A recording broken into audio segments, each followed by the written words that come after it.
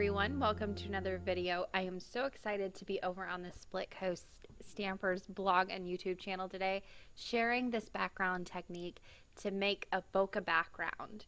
Now, I'm not sure if I'm saying that right. That's just how I'm going to pronounce it for this video. Feel free to correct me if you want. But I need to start out with a few supplies. I'm using circle dies. You can use punches as well. It works just as well. You need some tissue paper. I'm using 3 colors here. You need kind of like a dark, a medium, and a light. So I've got some purple, blue, and white. You also need some heavyweight cardstock and a foam brush. Then you're going to need the most important thing, which is matte gel medium. That's going to be kind of like your collaging medium to get everything to stick down, your glue, if you will. The first thing you want to do is die cut a bunch of tissue circles. Now you're going to need more of the smaller ones than the larger ones. To cut these, I like to just fold my tissue paper over a bunch of times and run it through my die cutting machine. I run the larger ones through less than I do the smaller ones because, like I said, you're going to need more of the smaller ones to kind of really fill in those areas. I did that with all 3 colors, so I did my purple, my blue, and my white. And as I'm cutting this, I'm placing them all in a little bowl off to the side. That way I can kind of keep track of them. But as you die cut them, they stick together. You're going to need to separate these into 1 layer each. So I like to just give them a really, really good flick with my finger. That kind of loosens up the edges. And then you can just go ahead and start separating them with your fingers. I actually found this little quick sticks tool to be a major help with this. It just has a sticky end on it, so anything with a little sticky end on it, you can even make your own if you want, with a little bit of like your tacky blue stuff that you used to play with as a kid, or I did anyway, and just make one yourself if you're just using it for this. Now once I had them all separated, it's time to start putting them on my cardstock. My cardstock is A2 in size, and I am working on top of a plastic page protector. These are super cheap. I bought these from the dollar store. They're very thin and they're junky, but they work really well for this kind of thing where you're just going to throw them away afterwards. You want something slick to work on. Because you're doing so much gluing, you really need to be able to peel this up. You don't want to glue this to paper as you're working. So work on a plastic page protector or some kind of non-stick craft mat, or also you could do like wax paper or parchment paper. That would work as well. Now all I'm doing is taking my foam brush, placing down a very thin layer. We're working in super thin layers because we're going to have a lot of layers. I just put a little bit of the matte medium down. This is my glue. And then I pick up one of my tissue paper circles and place it down. Again, I'm using my little quick sticks tool. You can use tweezers, you can use whatever you want. Just beware that your fingers are going to get gluey with this technique. Give it a good press down, make sure you don't have any wrinkles in it, smooth it out if need be, and then just keep working. So I like to start in the center and work my way out. And I am constantly pressing down with my finger to make sure all those wrinkles are smoothed out so I don't have any bumps or lumps. And I'm also making sure that when I put more glue down, I'm really smoothing that out and working in super small layers. If you start thick and you keep going thick, you're going to end up with like an inch thick paper that's never going to dry. So just make sure you're using those very, very thin layers. Now I like to go ahead and start moving these out. As I'm working on my very first layer, I like to use more of my darker colors. So in this case, I'm using more of my blue and my purple than my white.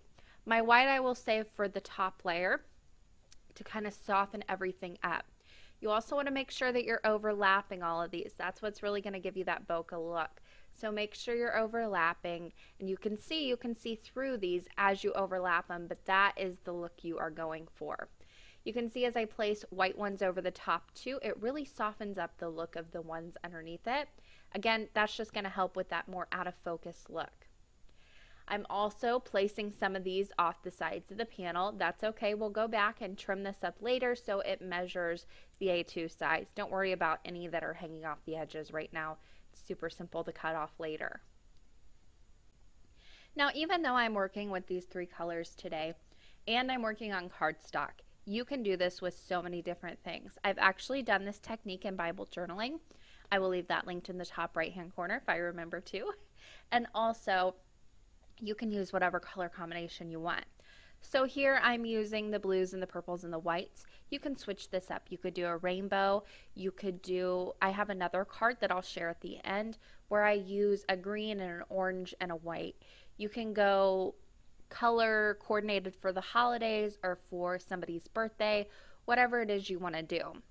You can also use different shapes. So I am using circles for my project today, but if you look online at the different bokeh techniques, people can actually get their little, what I'm using as circles here, they can get their shapes into hearts and triangles and stars. So use different shapes if you want to. That would also be a very fun project. Now I'm coming back in once I have all of my background covered. I didn't leave any white space on this one. However, you can totally do that and leave a lot of white space. That'll give you another look as well. I did that on my second card for today. But once I have my background covered, I'm coming in and I'm placing down more white circles to really soften everything up, give me that out of focus look I'm looking for, and really just to layer up more color. This technique is really all about the soft blend and also the out of focus look. There you can see this easily pulls up from my work surface. I didn't glue it down, and there's a closer look at that background. I did give it one final coat of the matte medium. You want to go ahead and do this because that's going to seal everything in, and you know you're not going to have any little flyaways of tissue paper peeling up. So just go ahead and take your foam brush, dip it in your matte medium, and give it one final very, very thin layer. Then you can go ahead and sit this aside to dry. Now while you're putting this on, make sure to only go in one direction on your final coat. Smooth out any wrinkles if you need to, and then go ahead and sit it off to the side to dry.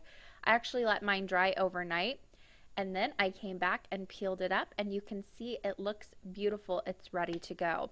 Now while this one was drying and I just had a little bit of extra time, I went ahead and made another background as well. This one is a little bit brighter.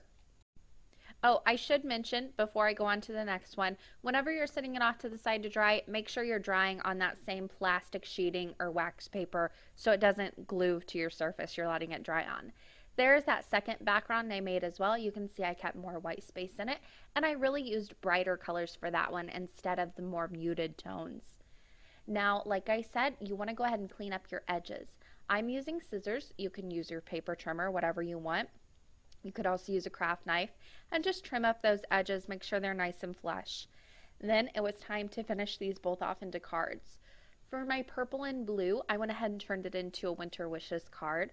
I added a little ornament border that I built up with several die cuts, matted it with glitter. I did die cut that background, so this does die cut beautifully. It only took me a pass through and a pass back. I added the Winter Wishes sentiment with a little flag banner, loaded everything onto an A2 card base, and that card was done. That simple, and I love the way it turned out.